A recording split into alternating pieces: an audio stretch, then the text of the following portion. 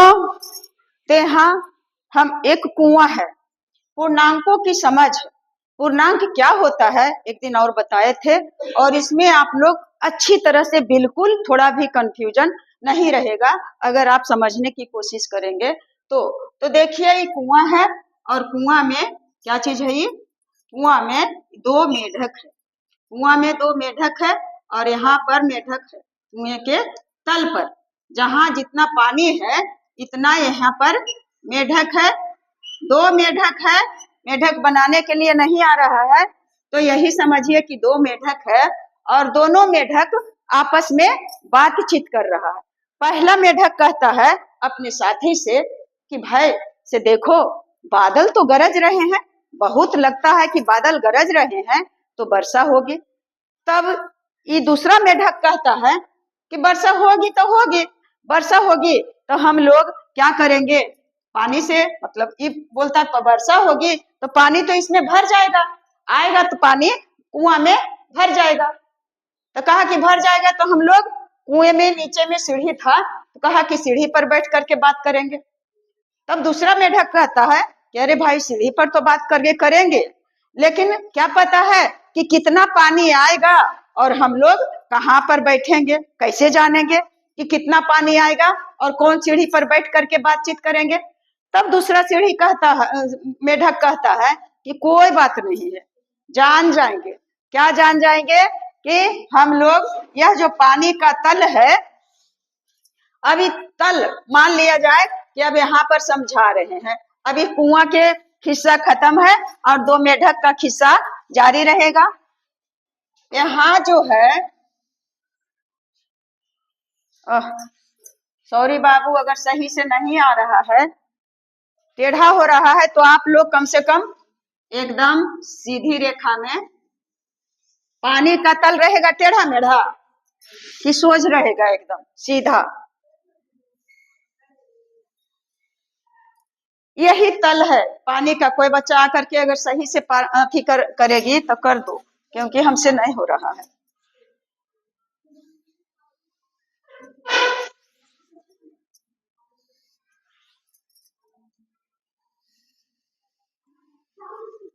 ये है, आने तो करो बेटा।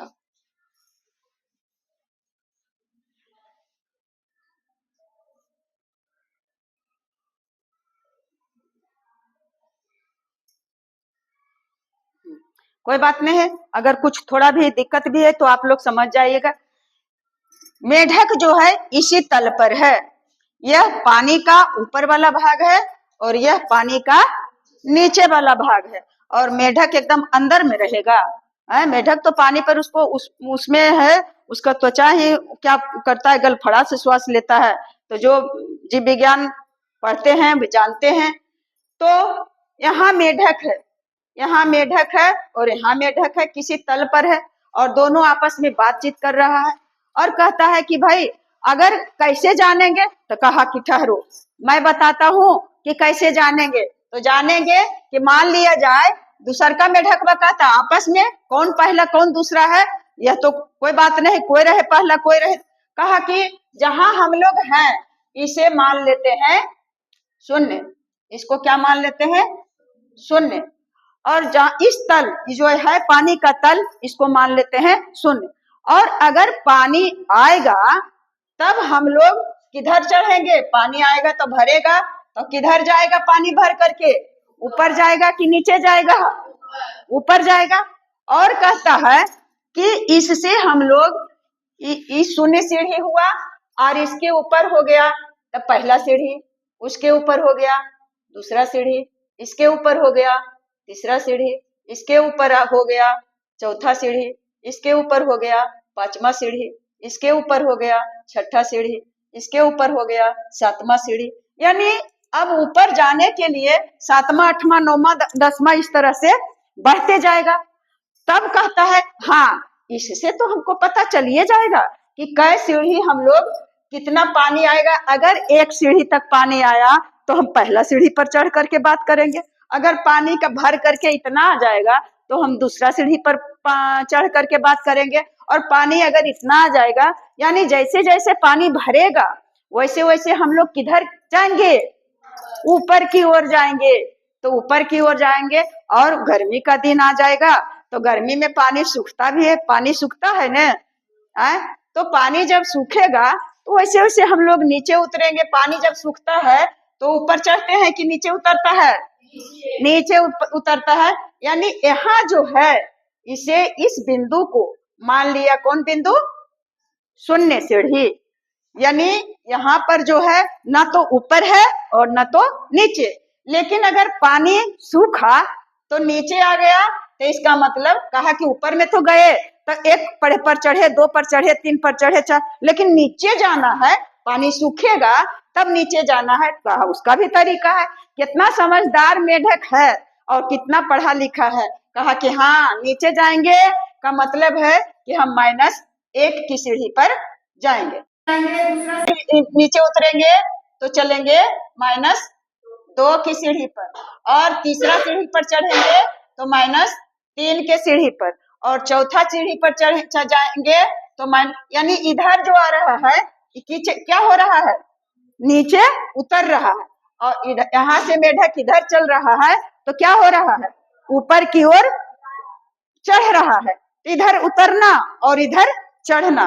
तो उतरने में क्या हो रहा, तो इधर फिर -5 की सीढ़ी पर, और फिर -6 की सीढ़ी पर, फिर -7 की सीढ़ी पर, फिर -8 की सीढ़ी पर, और फिर -9 की सीढ़ी पर। यानी इसका भी कोई किनारा नहीं है। नीचे जितना भी चल जाए, धरती जब है नीचे तब कहो पानी का लेवल भले नीचे चल जाएगा लेकिन वो तो उतरते नहीं जाएगा। यहाँ समझने की बात है। और इधर चढ़ते जाएगा तो आसमान कितना ऊपर है, और नीचे पाताल और नीचा और नीचा। इस तरह से मेढक जो है, सोचो मेढक तुम लोगों से ज्यादा चतुर है। कहा कि ऐसे समझ, तब कहा दूसरा मेढक कि हाँ तब तो हम समझ गए, अब तो हमें अच्छी तरह से समझ में आ गया। तो पहले हम बता चुके हैं कि यह जो शून्य संख्या है इसके दाईं तरफ हम चलते हैं, दाईं तरफ चलते हैं तो होता है 1, इधर 2, इधर 3, यहाँ 4, यहाँ 5, एक स्टेप 6, फिर 7, फिर 8, फिर 9, फिर 10, 11, 12, 13, इस तरह से इधर चलना है और इधर बढ़ते जाना है। अब फिर खाली ऊपर नीचे कुआं में रहेगा कि इधर भी जाएगा और इधर भी जाएगा। तो और इधर दाया हुआ, हो गया दाया, और इधर हो गया बाया। एकदम बेटा सही से समझना। बाया, तो बाया जिस तरह से ऊपर चला तो चढ़ते गया, और नीचे उतरा तो उतरते गया। यानी उतरना हो गया क्या चीज, लेवल से, लेवल से, शून्य से जब नीचे उतर रहा है तो कौन सा अंक प्राप्त हो रहा है, माइनस वाली संख्या। और ऊपर चढ़ रहा है तो चढ़ने का मतलब कि इसके पहले कोई चिन्ह नहीं है, ये तो सीढ़ी का निशान लगाए हैं, तो यह कौन संख्या है, प्लस वाली संख्या है। और ठीक इसके विपरीत माइनस वाली संख्या है। और इधर जा रहे हैं तो यह कौन संख्या है, प्लस वाली संख्या है। और इसके बायां तरफ चलते हैं तो -1, -2, -3, -4, -5, -6, -7, -8, -9, -10, -11, और इधर लास्ट का कोई किनारा नहीं है। इधर इसी तरह से ऐसे देखिए इधर है, और इसी तरह से यहाँ है। यानी एक नहीं है, यह बिंदु है, यह बिंदु है जो दर्शा रहा है कि ऊपर की ओर जितना भी जा सकता है। इस फिगर से कुछ समझ में आ रहा है? फिगर नहीं है, इस मेढक की बात है, मेढक की कहानी है। तो इससे क्या पता चलता है कि नीचे उतरना यानी ऊपर की ओर जाना। ऊपर होता है क्या चीज? धनात्मक। यह क्या हो गया? धनात्मक, यानी प्लस की तरफ इधर, और नीचे हो गया जो क्या हो गया? ऋणात्मक, माइनस की तरफ। और फिर इधर दाया हो गया, ये क्या चीज हो गया? धनात्मक। धनात्मक यानी, और इधर बाया हो गया तो ये हो गया ऋणात्मक। बस इतना अगर समझ में आ गया। और बीच में कौन है महंत बाबा? बीच में कौन है? जीरो है। तो जीरो है बच्चा, यही यही जो बिंदु है, यहाँ यहाँ बीचों बीच जीरो है, ना तो ऊपर है और ना तो नीचे है। इसको ना तो मेढक कहा कि ना इसमें ना तो ऊपर, हम इसको शून्य मान करके चलते हैं। अब कहा कि अच्छा भाई बताओ तो, कि अगर गर्मी में कुआं जब सूख जाएगा तो हम चल जाएंगे -6 की सीढ़ी पर, यदि मेढक बैठा हुआ है, और फिर चढ़ करके चलना है -2 पर। कौन पर चलना है? -2 पर। और है मौजूद कहाँ बैठा हुआ? -6 पर। तो कहा कि कितना सीढ़ी हमको चलना पड़ेगा? कई सीढ़ी हम चलेंगे? तो -6 पर से चलेंगे तो -5 पर, यानी 1 2 3 4, कई सीढ़ी पर चलना पड़ेगा? चौथा 4 सीढ़ी चढ़ेंगे तब कहाँ पहुंचेंगे? -2 पर। यानी -6 से हम -2 पर गए तो 4 सीढ़ी चढ़े हैं तब पहुंचे हैं -2 पर। तो -2 बड़ा है बाबू कि -6 बड़ा है? -6 बड़ा है। -6 से चढ़े हैं तब पहुंचे हैं -2 पर। जैसे अगर 4 से चढ़ करके और 9 पर चढ़ेंगे तो 4 के बाद 1 2 3 4 5, कई सीढ़ी चढ़े तो 9 पर पहुंचे? 5 सीढ़ी इधर। तभी हम 4 से 9 बड़ा है और कि छोटा है? 4 से 9 बड़ा है कि छोटा है? बड़ा है। उसी तरह से हम -6 से चढ़ करके चले हैं, नीचे नहीं उतरे हैं, चढ़े हैं कौन पर? -2 पर। तो -6 बड़ा है कि -2 बड़ा है? -2 बड़ा है और -6 छोटा है। हाँ, -6 छोटा है। जैसे अब यहाँ है, यहाँ से अगर इधर जा रहे हैं, इसका मतलब इधर नीचे उतरने रहे हैं, तो उतरते गए तो यहाँ से यहाँ शून्य है, जो कि ना तो बड़ा है ना तो छोटा है किसी से। यह समतल है, एकदम समतल बराबर पर है। और ज्यों ही इधर चले तो शून्य से एक कदम नीचे उतर गए। चाहे तो इधर नीचे आए या तो बाएं तरफ चले, दोनों एक ही बात है। तो इधर चले तो शून्य से -1 क्या हो गया? छोटा। और इधर भी आए तो शून्य से -1 छोटा। और अब -2 है और यहाँ शून्य है, तो बताओ तो शून्य बड़ा रहेगा कि -2 बड़ा रहेगा? शून्य बड़ा है ना। यानी शून्य से इधर जितना भी चलेंगे उधर संख्या छोटा होता जाएगा। अब संख्या रहेगा -3 और यहाँ है -10। तो इधर चलने का मतलब यह नहीं है कि यह संख्या अति चढ़ रहे हैं। यह संख्या क्या हो रहा है? उतर रहा है। यह संख्या उतर रहा है, नीचे की ओर जा रहा है, माइनस की ओर जा रहा है। तो -3 बड़ा है और कि -10 बड़ा है? -3 बड़ा है -10 से। अब -2 है, हाँ मान लिया -2 है। अभी दाया बाया अब खत्म। अब हमको लगता है कि आप लोग समझ गए होंगे। तो -2 है और इधर -6 है। अब बताओ कि -2 बड़ा है और कि -6 बड़ा है? -2 बड़ा है, इसलिए ये वाला चिन्ह लग जाएगा। -2 बड़ा है और -6 छोटा है। अगर रहेगा कि शून्य बड़ा है कि -10 बड़ा है? कौन बड़ा है?